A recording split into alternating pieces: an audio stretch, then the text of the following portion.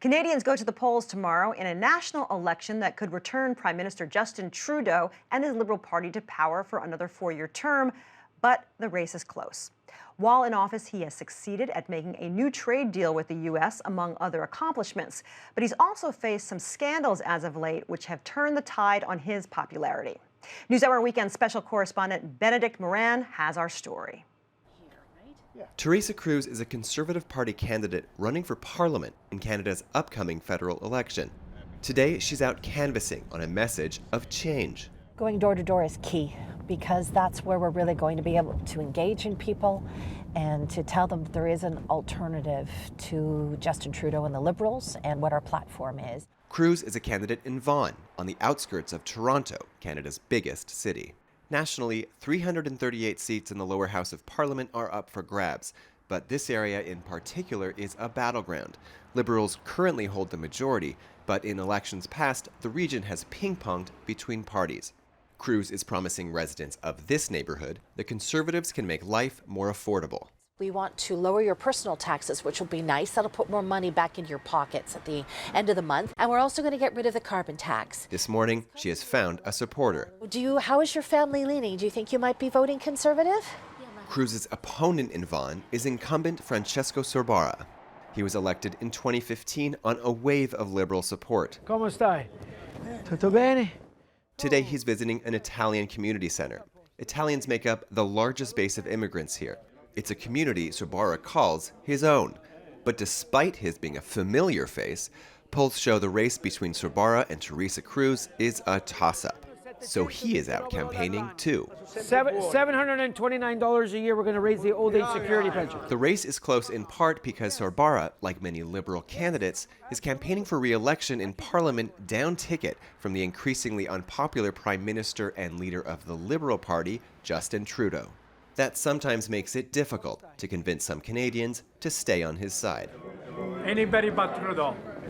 And that's okay. Because of Trudeau, this election season, Liberals across the country are embattled. 4 years ago, Justin Trudeau led his Liberal Party to overwhelming victory on a platform of middle-class tax cuts, infrastructure investment, and support for the poor. Canadians from all across this great country sent a clear message tonight. It's time for a change in this country, my friends, a real change.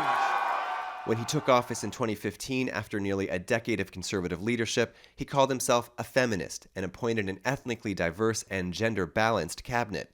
Under his leadership, Canada accepted tens of thousands of refugees. His economic policies helped lift hundreds of thousands of Canadians out of poverty. And in order to fight climate change, he passed a countrywide carbon tax. But he faced questions about his commitment to fighting climate change when his government bought the Trans Mountain Pipeline project from a private company, which would triple exports of crude oil out of Alberta. Trudeau has also been accused of ethics violations after he pressured his former Attorney General to cut a deal with a company facing corruption charges. All of this caused Trudeau's poll numbers to plummet, says nonpartisan pollster Shachi Kurl. We saw a politician with so much popularity, personal appeal, and political capital that it seemed like he could do no wrong. But, time has a way of taking care of that. And over the last 4 years, this Prime Minister has been on a bit of a spending spree when it comes to political capital. And now the credit cards are maxed out, and he is in the fight for his political life. 4 weeks ago, embarrassing images of Trudeau in blackface appeared online, some taken when he was a teenager, others when he was older. He has apologized. This is something that I deeply, deeply regret. The apology hasn't stopped his main opponent from making the most of his vulnerability. He said he would be different, but as the last 4 years have shown, Justin Trudeau is not as advertised. Conservative Party leader Andrew Scheer is running to replace Trudeau as Prime Minister. It is such a pleasure for me to be here. He is pledging to balance the budget, in part by reducing spending on infrastructure and cutting foreign aid by 25%. He's also promising tax benefits. We are going to lower the first income tax bracket. We're going to bring back the public transit tax credit. We're going to make maternity leave benefits tax-free, ladies and gentlemen. Liberals say these proposals would raise Canada's national debt, and Scheer's pro-oil policies would be devastating for the environment. And they point to Scheer's own political liabilities. Canada's Globe and Mail newspaper revealed that Scheer had never told the public he holds both Canadian and American citizenship, which Scheer's critics pounced on as evidence of his untrustworthiness. Meanwhile, Trudeau has pledged to plant 2 billion trees within 10 years to absorb carbon emissions. And the contrast and the choice, again, in this election, is between a government committed to doing much more in the fight against climate change or a Conservative Party that refuses to understand that it is the great fight of our time. But at a Liberal Party rally, a protester decried Trudeau's purchase of the Trans Mountain Pipeline project, screaming in French, "You are not the solution, you are the problem." You are a climate criminal! Climate criminal! And at the first national debate in October, a progressive on Trudeau's left emerged as a dynamic candidate. Jagmeet Singh of the New Democratic Party hadn't been polling well nationally, but after a lively performance at the first debate, his approval ratings jumped.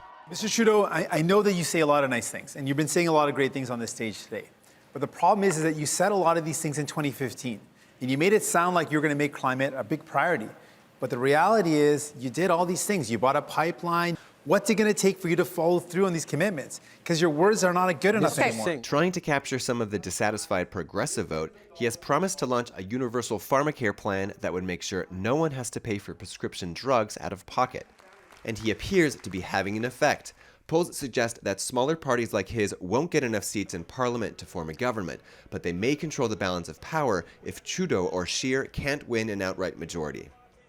Meanwhile, candidates from Trudeau's Liberal Party, like Francesco Sorbara, hope voters appreciate the ways in which the Prime Minister and his party have governed. I look at our record as extraordinarily progressive, compassionate, measure after measure that is benefiting Canada today and for the future. No government is perfect. And I think, I'd be the first to raise my hand. No individual is perfect.